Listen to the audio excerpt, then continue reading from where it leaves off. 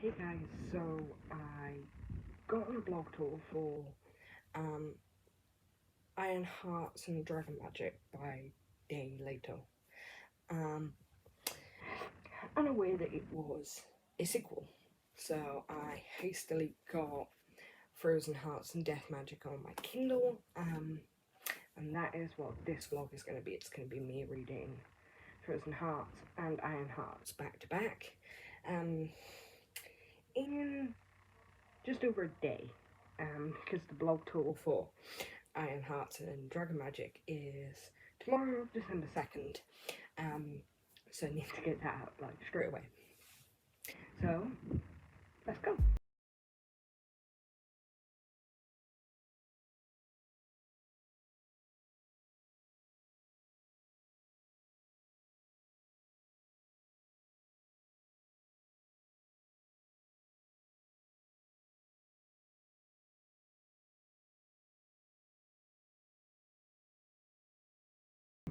A quarter of the way through Frozen Hearts and Death Magic, and I'm actually really liking it. So we're introduced to our main characters who are twins, Naya and Fel, who have iron magic, meaning they can manipulate metal, specifically iron, and any objects containing iron.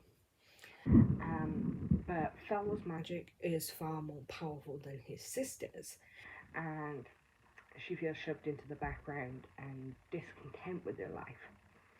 So this leads to her sneaking out one night, and in the forest close to her home, she finds a white fae unconscious. Now, in the kingdoms they're from, there was a war with the white fae. The humans managed to win, and the white fae disappeared, but it isn't without losses. Naya and Fel's own grandparents were killed by a white fae. But rather than turning this fae in, she rescues him, sneaks him into her room, and waits for him to wake up. When he does wake up, she learns his name is River, and they banter back and forth for a bit before River asks her what she wants for rescuing him. And Naya, who's been denied a lot of stuff a teenage girl thinks about, asks for a kiss, which River gives her, but it does something to River that causes him to disappear. And Naya thinks she's killed him, because her mother's family had iron magic, but her father's family has death magic. And then we jump forward a year. River has been gone for an entire year, and Naya has been pining for him this whole time, but they are due to attend the introduction of another princess, Leah. So they head off to another kingdom for this introduction, which is kind of like a debut, the first time Leah as a princess will get to interact with other royals. And things start getting weird. So a creature known as a white snake turns up in the lake in Leah's kingdom, but they are known to be sea creatures. So they're obviously thinking, who the hell put this white snake there? It could have killed a lot of royals, because all the royal children were meant to go ice skating on this frozen lake, but most opted not to go, so it ended up just being Leah, Fel, and Naya. Probably because Fel and Naya, their family are quite ostracized from the other kingdoms. And we're getting subtle hints of that through Leah's interactions with her mother. But Fel and Leah, there's a spark between them. And over the course of this introduction, we see them attracted to each other, and eventually they end up having this meeting after dark, which is kind of frowned upon, and Fel wants to marry Leah. But this is a bit strange, purely because Leah has been warned against Fel as a potential husband, and that she was told she needed to marry a second son, not a crown prince, because Leah is the only heir to her own kingdom. However, Fel gets around this by saying he will give their kingdom to Naya, and he will happily move to Leah's kingdom. And Fel manages to convince his father, even though his father knows it's a bad idea to go down this route, but he is determined to convince Leah's parents to let him marry her. Meanwhile, Naya sees a guy at this ball that looks suspiciously like River, and she ends up meeting River again, and he says to her that he wasn't dead, but he did almost kill her, which is why he disappeared. And he was under the impression she was doing it on purpose because he's Fae. She obviously dispels his thoughts and said, "No, I've been feeling guilty. I've been looking for you for the past year." And he offers to marry her, but he lets slip that something's going on within the Iron Kingdom, where her mother was from, and that he is spying on people there. And marrying Naya would give him an advantage. So Naya's torn about whether she accepts this marriage proposal from a Fae, which would be the first marriage between a Fae and a human for a very, very long time. Even though there's nothing wrong with it from the Fae side, from the human side, she would be further ostracized, being as the Fae is seen as the enemy. So we've got a lot of political intrigue, we've got a lot of relationships developing, and stuff going on. There's also something going on with Naya, because while her brother has strong iron magic, hers is weaker, but she has a secondary magic which is fire based, which no one else has. She assumes it must be a variation of her father's death magic, but the fact that no one else has ever had it raises questions in my mind, and River also questions it, like no one else has this magic. So I think that's going to come into play later. I also noticed, after reading the first few chapters, that the covers relate to the couples. So Frozen Hearts and Death Magic has Naya and River on the cover, and Iron Hearts and Dragon Magic has Leah and Fel. So I cannot wait to see how these play out. And I'm going to check back in with you at the halfway.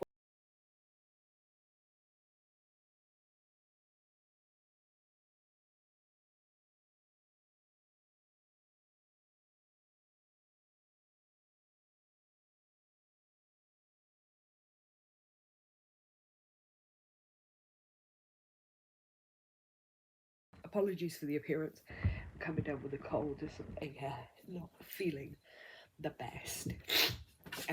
But I am halfway through Frozen Hearts and Death Magic, and I'm really enjoying it. So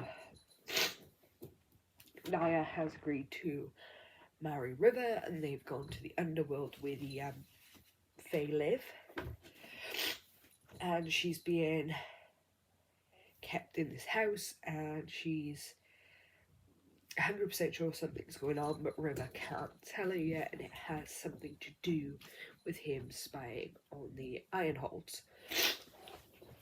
which is her mother's family. And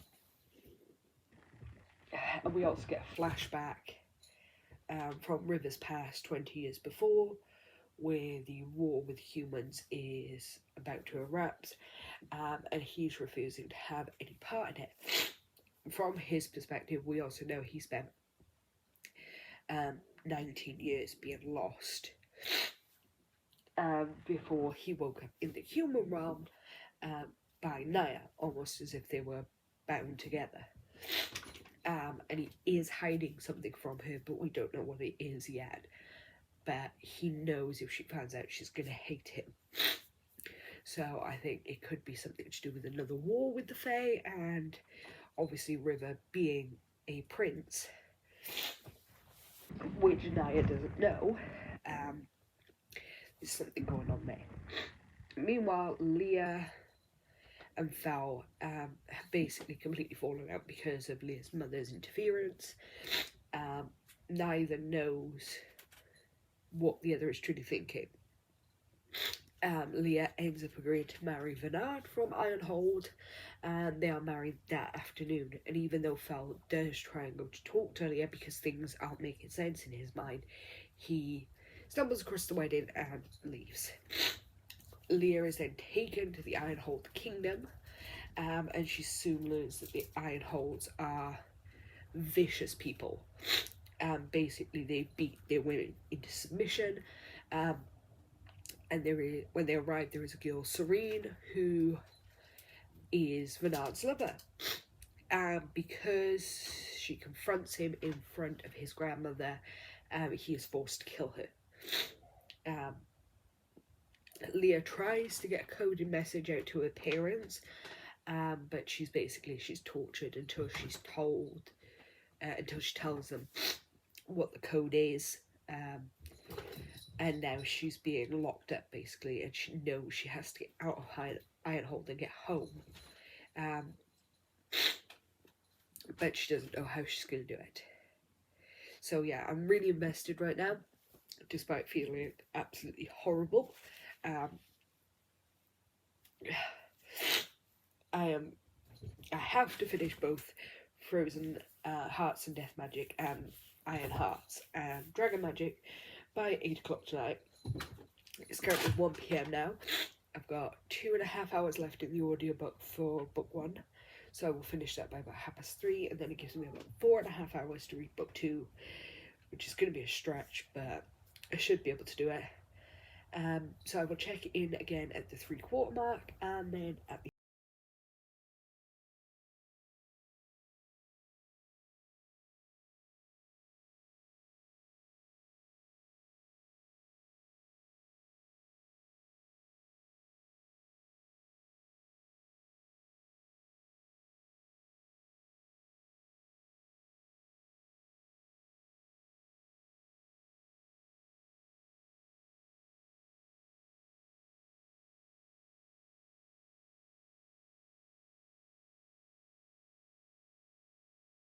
Sorry for the late update. I haven't been very well recently, but I am 3/4 of the way through Frozen Hearts and Death Magic now, and I'm repping the Naruto Ramen t-shirt. And things are really picking up speed now, and things are starting to come to light. And I'm kind of wondering how the author is going to tie everything together, as well as setting up the sequel. So basically, Naya is in the underworld with River. He's told her not to go into the forest, and she attempts to. But every time she attempts to, she gets confused, wanders out of the forest, and then forgets she was there in the first place. The only time she remembers is when she uses her fire magic. And eventually she clocks on that maybe if she keeps her fire magic active while she's in the woods, it will negate the magic that's confusing her, and it does. So she goes through the woods and she finds a Fae city. And in this city she comes across several Fae, but they all seem to be in some sort of enchanted sleep. When she returns back to River's home, he is very worried, very distressed because she wasn't there, and she tells him but go into the city. And here we learn that River can't get into the city, the magic bars him from getting in. And he insinuates that Ironhold is responsible for this enchanted sleep that all the Fae are in, and he was only spared that fate because he was in the Hollow at the time and was there for almost 2 decades. During this time we do get more flashbacks from River's childhood, where the Fae are losing the war because something weird is going on with the magic the humans have, and there is a staff that the Dragon Lords are in possession of that will negate the iron magic that the humans have, giving the Fae an advantage. But travelling to where the Dragon Lords are means going through the human lands, which is obviously very dangerous for a Fae at this time. However, young River doesn't yet have his horns, meaning the only thing that gives him away as being Fae, apart from his colouring, is his ears. So he uses a glamour, disguises himself as human, and travels towards the Dragon Lords. Um, Throughout this time where he's journeying, he begins to see that not all humans are bad, but it is still an us against them situation.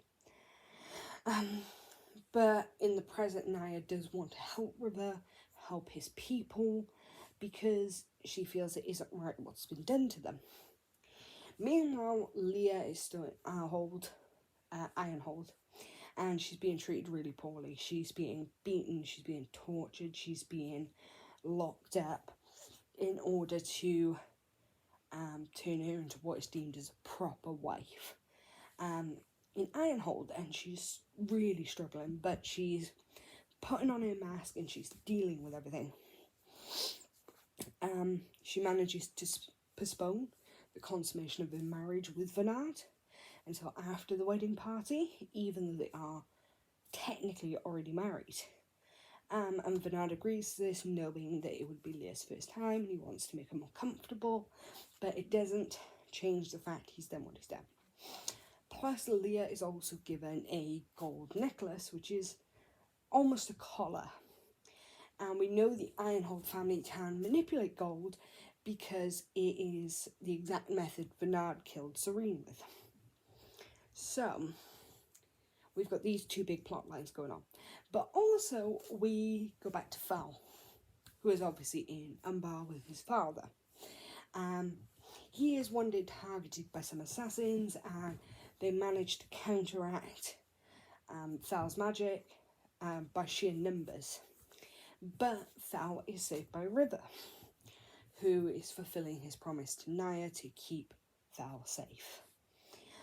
So, after rescuing him, River suggests that Fal pretend that he and Naya are dead in order to protect themselves. Because they have, well, Fal especially has really strong iron magic, and the Ironholds aren't happy with this. Word obviously gets back to Leah and Ironhold about Fal and Naya being dead. So she uses her necromancy to try and speak to Fal from beyond the dead. However, someone else answers her call, and she learns that not only are Fal and Naya alive and well, but there is a big plot happening in Ironhold. And essentially, Ironhold has been selecting specific women to breed iron magic wielders. And they basically bred an army of magic users that they have now sent into every kingdom bar Umbar. With the fact that these aren't regular soldiers, these are soldiers that wield magic, it puts these other kingdoms at a major disadvantage should Ironhold choose to attack them. So Leah is ready to tell her parents what's happening and what's going on. And because they will soon be leaving Ironhold and returning to Leah's kingdom, that is a major possibility. However, I don't think the actual process of Leah being able to tell her parents about this is going to be as simple as she thinks. Not only because Vernard's coming with her, but we know Ironhold uses assassins and spies like they did against Umbar when they tried to attack Fal. And I think Leah's going to be put in a lot more dangerous situations that she doesn't know how to deal with. At least Fal and Naya have some experience being outcast and being treated poorly and being able to stand up for themselves. Leah doesn't have this because other people have always fought on her behalf, whether it's her servants, her friends, her parents. Someone else has always fought for Leah. So everything is building. So I'm excited to see now, going into the last quarter, how Leto is going to bring everything together, what sort of reveal she's going to give us, and what sort of situation she's going to create to conclude this book and set up the sequel. So I'm going to go finish the last 100 or so pages, and I will check back in with you when I'm done.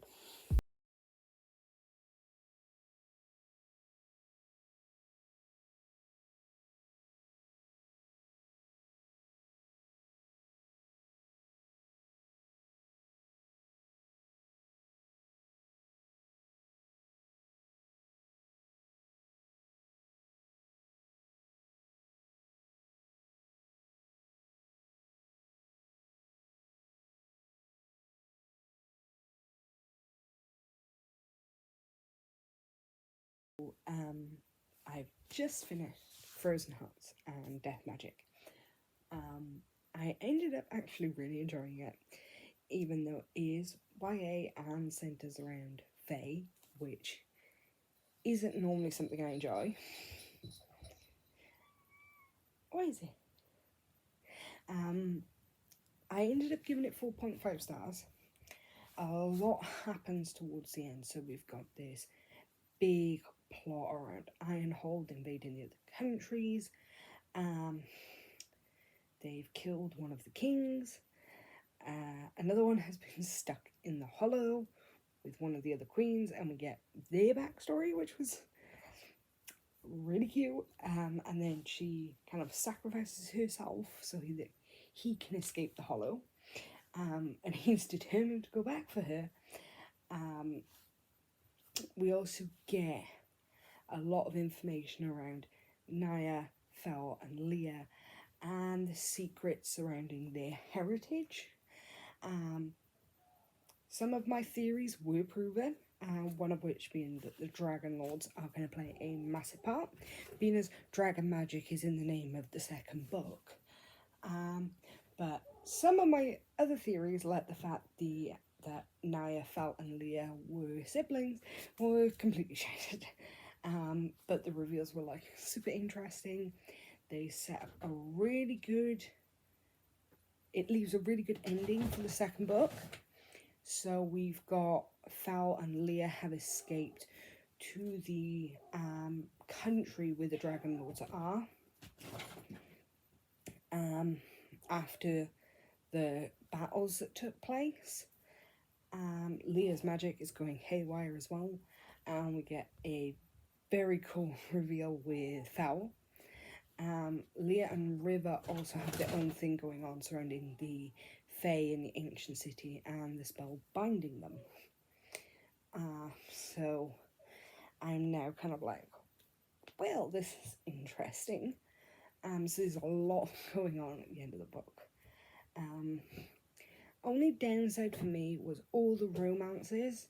So Fel and Leah and Naya and River were really insta-lovey, which outside of smutty romance isn't something I like. But I dealt with it. Like a lot of the conflicts we get between the couples are caused because they don't really know each other that well. Like River keeping secrets from Naya, the miscommunication between Leah and Fel.